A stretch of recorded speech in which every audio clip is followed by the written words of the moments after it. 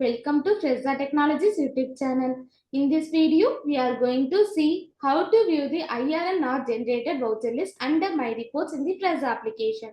Initially, we have to log into a Fresa application.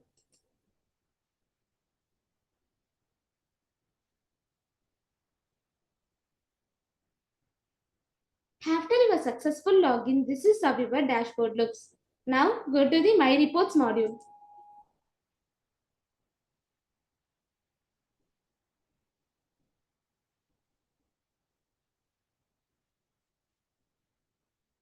Here, we have to select the IRN not generated voucher list report menu.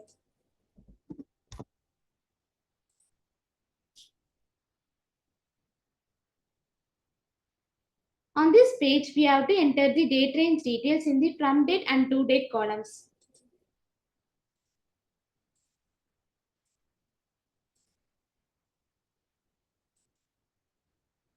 If you have multiple branches, we need to select the respective branch to view the report.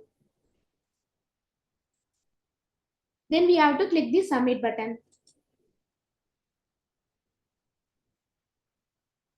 Now the details will be shown such as the voucher number, voucher name, client name, etc.